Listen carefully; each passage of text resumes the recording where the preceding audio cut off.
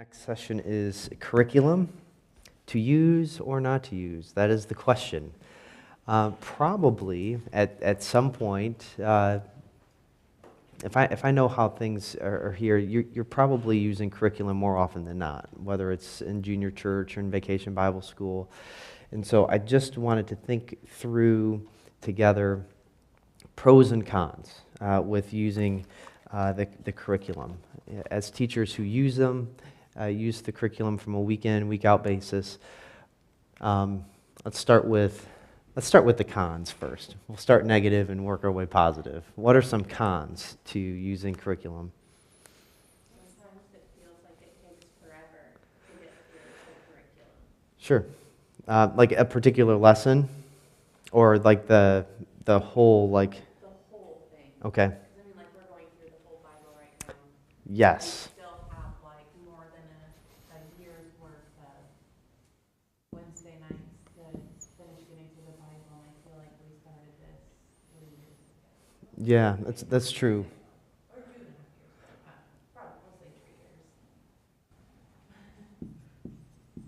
Yep. And you go with that, you feel like you're locked in.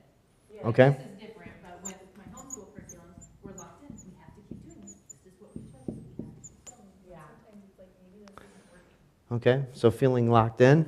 While the Bible takes into account it's applicable to everyone at all time, curriculum does not. Okay, so limited, maybe to age. And I don't know, you guys are doing great. You're alliterating. And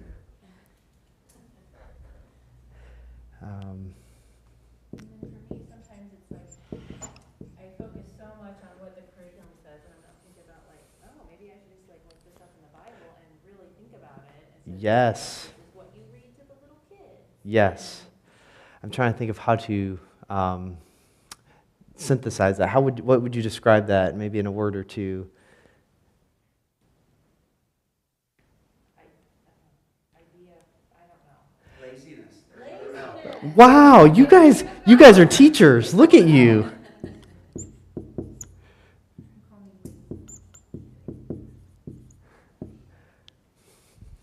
Okay. Anything else? Why don't we jump to pros? And in some ways, you could take some of these over here and put them over here, but just in a different light. But yeah, what are some pros? Simplicity. Okay. How so? If you have a curriculum there, it does save you some of the time of putting together the material. Yes. Good. It does. So for all of you are not paid to be workers here at church, and so you have full-time jobs, other responsibilities, and for that we thank you for giving your extra time and energy to the ministry of the church. And at the same time, it does, for simplicity's sake, it does some of the work for you. That doesn't mean we jump down here and be lazy about it, but it does help you. What else? I think in our class, I use like the basic concept, but I don't read it, I tell it, or add things into it that, it gives me a base to start, but I might switch it up, and then if the kids ask questions and stuff, of course that blows everything out of the water, and you just kind of just go with the flow after that. Yeah, good. So it's a great starting point. Helps with coverage, you can use coverage for someone. Sure. Would it be okay to say continuity and coverage? So like if one teacher's there 1 week and then the next week that teacher's not here, another teacher, there's at least some continuity between the 2 weeks. Especially if some people like to have it so they don't have to prepare. They can prepare, so it's already prepared for them. Sure. Good. What else? When it comes to like the kids' curriculums, I love that it has like activities and class ideas. Yep. So that you don't have to think up of them yourself. You can always like finagle them a little if you need to make it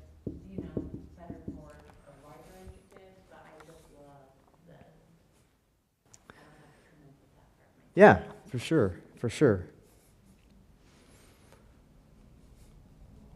What else? Maybe like a church uses it to make sure that like you're actually teaching, their teachers are actually teaching the truth or whatever. Like they can use that as, oh, this is what we believe, this goes with our church. Sure. If that makes sense. Yeah, it does. So what it's doing is it's making sure that it's consistent with what your church is it's teaching, as well as it does bring a scope and sequence.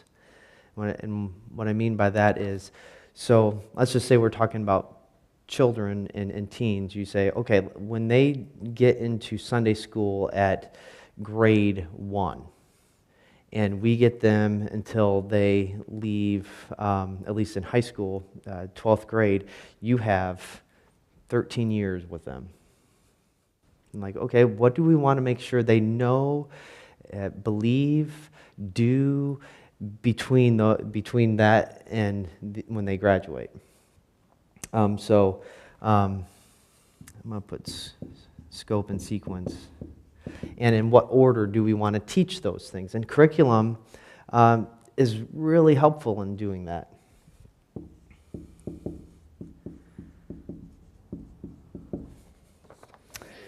have to, so like we all come up with certain things as teachers of what the kids need to know before they leave each class. And if you have a set curriculum, sometimes that might be difficult to implement. So if it's not in the curriculum, you have to implement it somehow to still meet those goals for each class. Sure. Yeah. I think a lot of curriculums do include goals, which is helpful because then it keeps focused on a particular direction. So it's good. So I'm going to go through my list. You hit, if not all of them, most of them, but I want to make sure that in my mind we cover some of the things I want. So for some of the cons, does not know your students or context, but you do.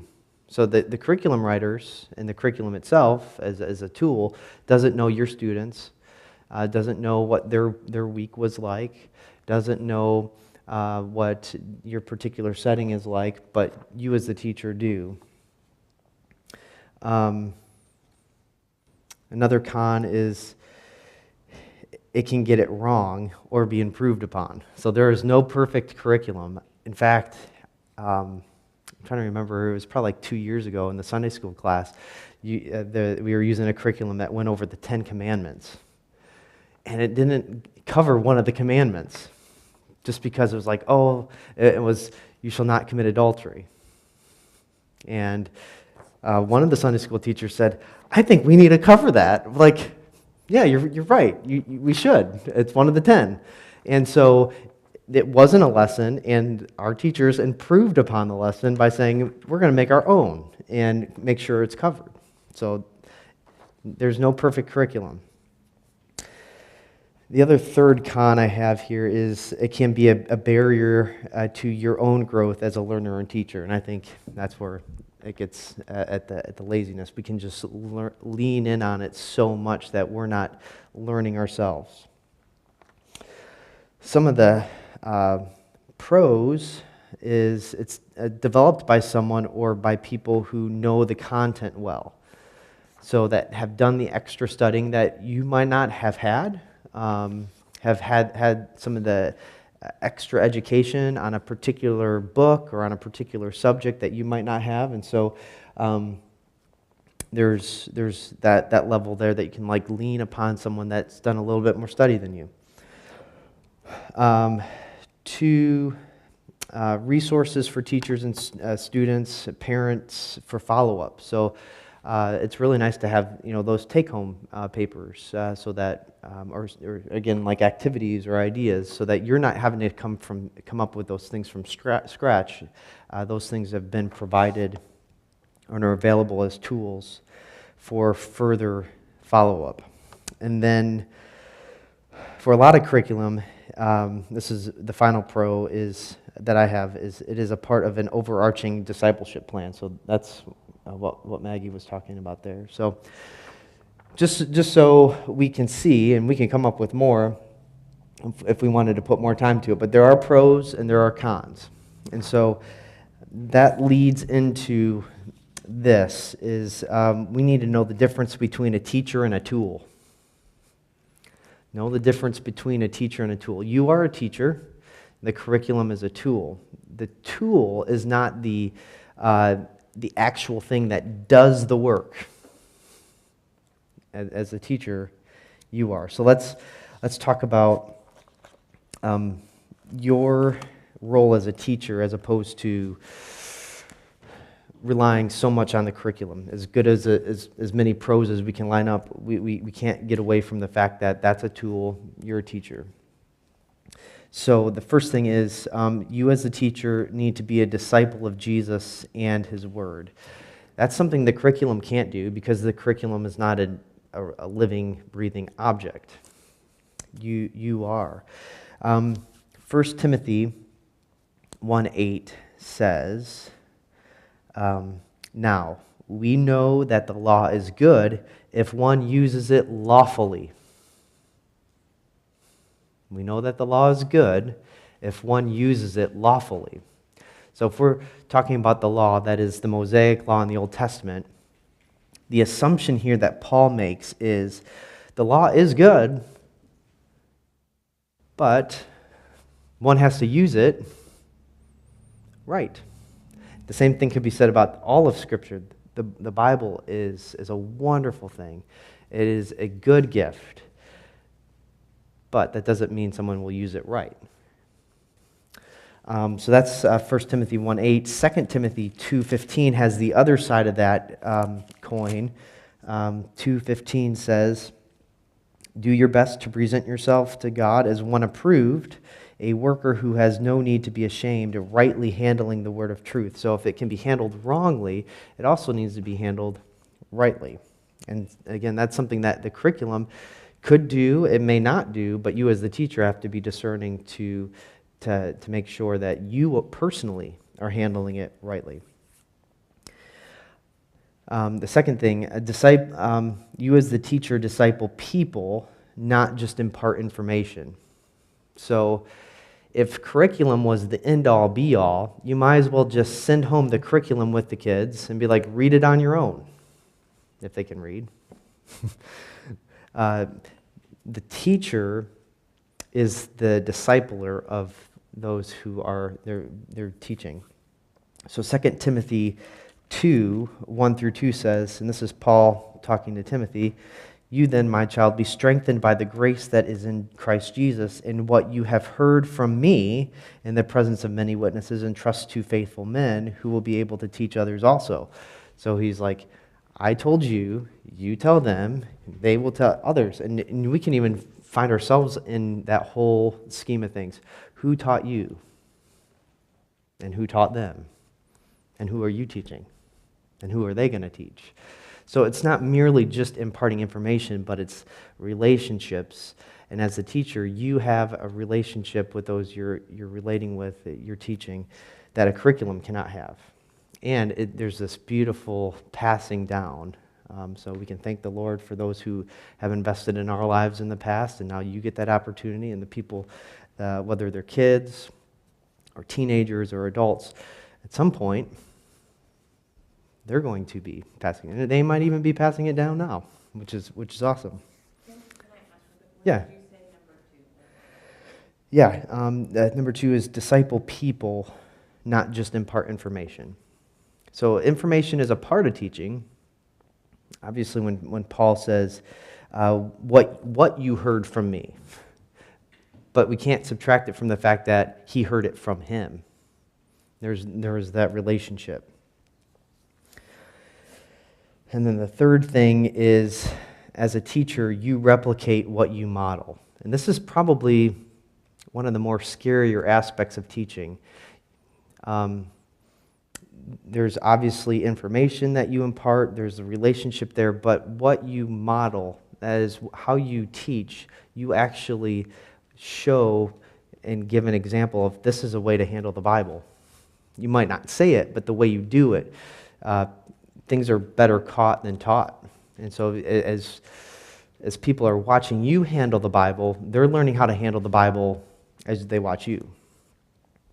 And I think that's part of the reason why there's fear and trepidation in teaching, and rightly so. We should never lose that. But when the Bible says that teachers will have an account, I mean, that should be something that we need to think about and teach in light of. So those are things that you as a teacher have that curriculum can and never will have. So any thoughts on that? Talked about pros and cons and the difference between a teacher and a tool. The curriculum's the tool, you're the teacher. You have the relationship, you know the context, you can use discernment. All right, I want to wrap up with some final recommendations for teachers when using curriculum. So if we can say that there are good reasons to use curriculum and there's good uses for curriculum, but there's also some things that we need to avoid or just realize curriculum has its own limitations just by the nature of what it is.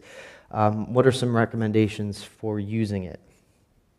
The first thing is read the introduction of the curriculum so that you know how it's designed and how to use it. I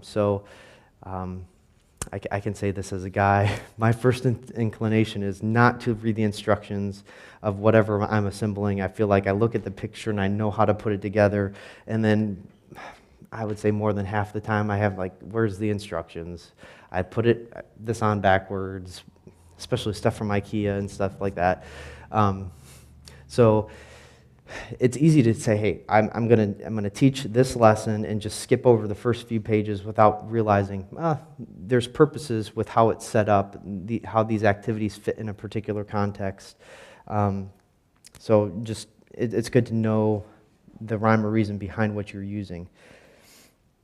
The second thing is study the biblical material on your own before you dive deep into the curriculum itself. So if you're going to be teaching on, for instance, the Sermon on the Mount, read the Sermon on the Mount and come to your own conclusions first. Maybe even if they're preliminary stuff, like this is what Jesus means, this is how I would explain it, this is how I would illustrate it, this is how I would apply it. This is kind of going back to the previous workshop that we had. And then after you come up with your own conclusions, even if they're tentative, then you say, okay, now what's the curriculum say? And if you see that, they're lining up, that's a good thing. You're like, hey, I'm probably on the right track if other people are saying it. But again, the curriculum doesn't know your kids, and doesn't know your teens, doesn't know the members of our church. You do. The third thing is prayerfully apply the lesson you will teach your students to yourself first. And this is important because probably out of the most significant teaching opportunities and meaningful teaching engagements you have with your kids is if you've let it hit your life first. Because one, it's real. Two, we need what we're teaching our people just as much as they need it. And then it helps them see, it's affecting the teacher too. It doesn't mean you have to always say, this is how I applied it to my life, and sometimes that might even be inappropriate. But if you let the truth infect your life first, then that's a good thing. The fourth bullet point is underline and highlight main points to refer to in the teaching moment. So in some ways, if we had the other side of the showing, there's the delivery aspect of it. And that could be its own whole workshop and how to deliver a lesson. But what one should not do is just read. Because when one just reads, you quickly can lose who you're listening with. If you're not making eye contact with them, if you're monotoning, reading what's there, it's easy to tone out as a listener. So questions and engaging who you're talking with, and I've probably done better at that than other times. Sometimes I feel like I'm reading my notes right now. But my point is, when you are using curriculum, highlight some of the things that you when you're coming back to what you're reading, you can find pretty quickly, and then go back up and look at people and engage them. And then the last thing, but I'm sure there's more that could be said, know the content and the flow well enough so that even if you forgot your stuff at home, you could at least say, yeah, I can remember the main thing and how these 3 things related to that main thing. And that's one of the reasons why it's good to make it your own, because if you make it your own, you remember it a little bit better. And if worst case scenario, you don't have it, you can at least say, I have a lesson still. And I don't necessarily, all I need is this today. That's actually all we need any day. So that goes to the pros, with, I'm sorry, some of the cons is we can use it as a crutch. What happens when we don't have the crutch? Well, we're free. So just some thoughts about using curriculum. Anything that you all want to add?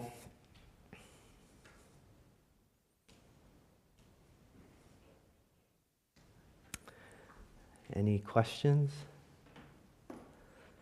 Do you think it's good to, this is just a question.